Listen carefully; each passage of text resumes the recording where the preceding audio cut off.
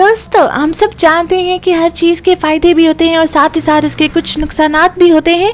इसी तरह पेरेंट्स के साथ शॉपिंग करने के कुछ फायदे भी हैं और कुछ नुकसान भी हैं। मैं आपके साथ शेयर करने वाली हूँ अपना एक्सपीरियंस। अगर आप लोग भी इत्तेफाक करें तो कमेंट जरूर कीजिएगा और जो नए हैं वो चैनल को सब्सक्राइब कर दीजिएगा। अम्मी के साथ शॉपिंग करने का सबसे ज्यादा फायदा ये होता है कि चीज चाहे जितनी मर्जी महंगी हो वो सस्ती से सस्ती मिल ही जाती है, क्योंकि लॉ ऑफ अम्मी यानी कि अम्मियों के कानून में जो चीज सस्ती है वही बेस्ट है और जो चीज महंगी है वो खराब है। जो चीज महंगी होती है उसके हलाल होने पे भी अम्मियों को शक हो जाता है, क्योंकि कानून ऑफ मदर यानी कि के कानून के मुताबिक जो चीज महंगी होती है वो यकीनन अंग्रेज बनाते होंगे और अंग्रेज जो है वो हलाल चीजें इस्तेमाल नहीं करते।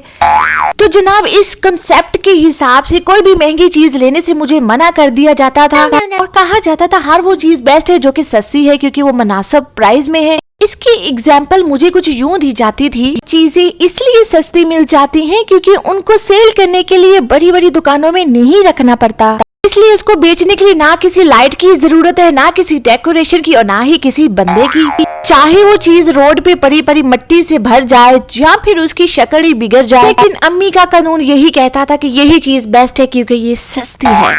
अब जो लोग महंगी चीजें ले ही लेते थे या उनको शौक होता था महंगी और अच्छी चीजें ब्रांडेड लेने का, उनकी कमाई के हलाल होने पे शक किया जाता था। जो लोग तो अफोर्ड कर सकते हैं उन लोगों के भी कुछ अलग ही नखरे होते हैं। अभी आप में से बहुत सारे लोग कहेंगे कि हमें तो ये नखरे नहीं पाए जाते। अरे जनाब, मैं सबकी बात थोड़ी कर रही हूँ, कुछ लोगों की बात कर रही हूँ ना। और वो लोग जो कि ब्रांडेड यानी कि महंगी महंगी चीजें खरीद सकते हैं उनके नखरे का भी कुछ अलग ही सीन होता है। यानी अगर उनको ये कह दिया जाए कि ये चीज आप पे सूट नहीं कर रही, इस चीज को बिना पहने बिना सोचे ही नेक्स्ट फॉरवर्ड कर देते, यानी कि किसी को गिफ्ट की सूरत में चिपका देते हैं। उस नेक्स्ट बंदे को जिसको उन्होंने ये गिफ्ट भेजा उसकी भी अलग ही सोच है। अगर तो उसको पसंद आ गई है या किसी ने अच्छा कमेंट कर दिया तो वो तो उसको पहन लेंगे, अपने लिए रख लेंगे या फिर वो भी नेक्स्ट किसी और को चिपका देंगे गिफ्ट की सूरत में। शादियों में जो गिफ्ट मिलते हैं दूल्हा दुल्हन को या फिर उनके घर वालों को, उसमें ये बात बहुत ज्यादा कॉमन होती है। बहुत अच्छे अच्छे रैपर के साथ डेकोरेट किए होते, गिफ्ट पैक किए होते हैं। जब उनको ओपन करते हैं तो अंदर से कोई बहुत ही पुरानी सदी के सूट निकलते हैं। ये वही ड्रेस होते हैं जो किसी और को चिपकाने यानी देने के लिए रख लेते हैं, फिर वक्त आने पे मौका देके चौका मार देते हैं, यानी कि किसी और को गिफ्ट चिपका देते हैं।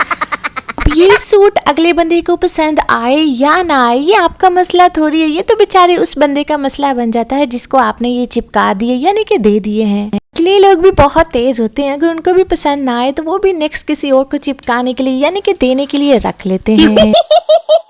फिर जैसे ही किसी की शादी, बर्थडे या कोई भी इवेंट आता है तो यही ड्रेस किसी और को चिपका दिए जाते हैं यानी गिफ्ट दे दिए जाते हैं। फिर वैसे आइडिया बुरा तो नहीं, खैर इस तरह के आइडिया सिर्फ अम्मियों के दिमाग में ही ज्यादातर आ जाते हैं। एक दुकान पे गए जिसने एक चीज की कीमत हमें 2000 बताई, लेकिन अम्मी ने क्या किया जी 1000 निकाल के उसको कहा कि ये वो रख ले। मैं हैरान कि 2000 की चीज वो 1000 में बंदा क्यों देगा, लेकिन जनाब अम्मी ने उसकी एक क्या आधी भी नहीं सुनी, उसको 1000 दिया, चीज ली और वहाँ से चल दिए। फिर मैंने घर आके सोचा चलो फायदा ही हो गया, अम्मी के साथ शॉपिंग करने का फायदा तो है, पैसे बच गए। अपनी ही स्टेटमेंट बहुत जल्द गलत साबित होगी। जब मैं घर से लेने कुछ और गई और अम्मी की पसंद का कुछ और लेके आ गई, तब मुझे रियलाइज हुआ कि पेरेंट्स के साथ शॉपिंग करने के फायदे तो है, नुकसान भी है। मतलब जो कलर मैं लेना चाहती थी, जो मेरे दिल के अरमान थे कि मैं ये कलर लेके पहनूं, हर उस कलर में मेरी अम्मी जान ने नुक्स निकाल दिया। कभी कह दिया कि ये कलर मुझ पे सूट नहीं करेगा, कभी कह दिया कि इस कलर के तुम्हारे 4 ड्रेस पड़े हैं लिहाजा कोई और कलर ले लिया जाए। और फिर उस कलर में भी अम्मी ने वैरायटी ढूंढनी शुरू कर दी और बिलाखिर वो ही हुआ। इसका डर था, मतलब कि ये कहा गया कि हर वो चीज बेस्ट है जो कि रोड पे पड़ी है और हर वो चीज अच्छी नहीं है जो कि दुकानों में डेकोरेट की गई है। मुझे